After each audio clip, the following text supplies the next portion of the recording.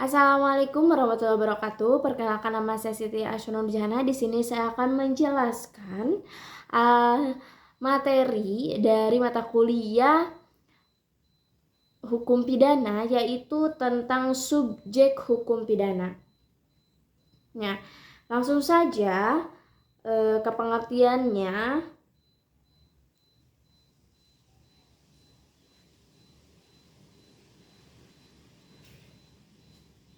Nah, subjek hukum adalah segala sesuatu yang menurut hukum dapat menjadi pengemban atau dapat mempunyai hak dan kewajiban. Dalam kamus ilmu hukum disebut juga dengan orang atau pembela hak dan kewajiban. Subjek hukum berhak bertindak menurut cara-cara yang ditentukan atau dibenarkan oleh hukum. Berbicara tentang pentingnya topik hukum, tidak mungkin untuk tidak menyebutkan pendapat para ahli sebagai berikut. Menurut Utrecht, mendefinisikan subjek hukum sebagai pembela hak, yaitu orang atau badan yang menurut hukum berhak menjadi pembela hak. Selanjutnya, Sudikot Mertakusumo menjelaskan bahwa subjek hukum adalah segala sesuatu yang dapat memperoleh hak dan kewajiban dari hukum selanjutnya. Pendapat Subekti menegaskan bahwa subjek hukum adalah yang pembawa hak atau subjek hukum, yaitu manusia. Nah,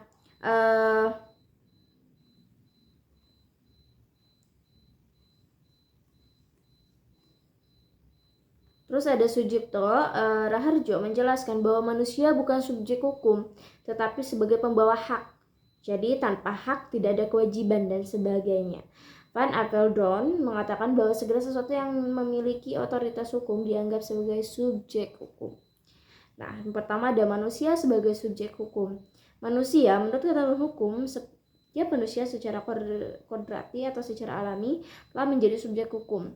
Anak-anak dan balita juga dianggap subjek hukum. Manusia dianggap sebagai subjek hukum sejak lahir sampai mati. Nah, bahkan seorang bayi yang masih dalam kandungan dapat dianggap sebagai badan hukum jika ada usaha atau kepentingan yang mengharuskannya. Namun beberapa kelompok yang dianggap oleh undang-undang sebagai subjek hukum tidak mengatakan undang-undang tersebut.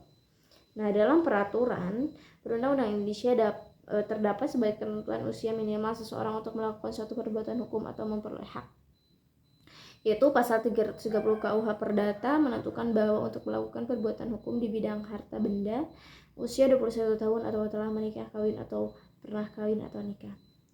Nah, pasal 7 ayat 1 Undang-Undang Nomor 1 tahun 1974 tentang perkawinan menetapkan bahwa untuk dapat melangsungkan perkawinan usia 19 tahun bagi pria dan usia 16 tahun bagi wanita. Nah, pada pasal 6 ayat 1 disebutkan bahwa yang belum berusia 21 tahun harus mendapat izin dari orang tua atau walinya untuk melakukan perkawinan. Nah, pasal 45 KUH Pidana belum dapat dipidana seseorang yang belum berusia 16 tahun.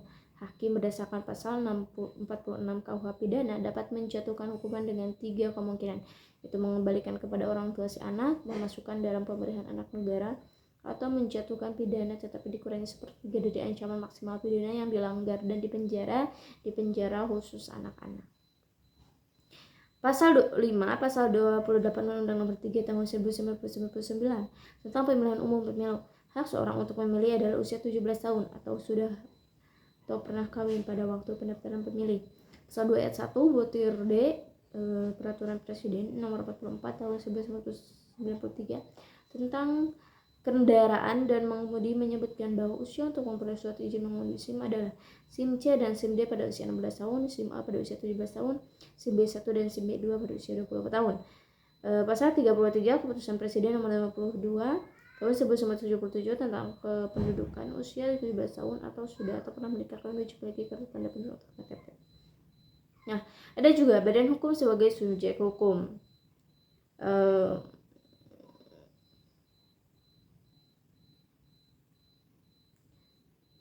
Brian Garner menjelaskan bahwa dalam keputusan Inggris istilah yuridis sering disebut dengan istilah legal entity juris person atau artificial person.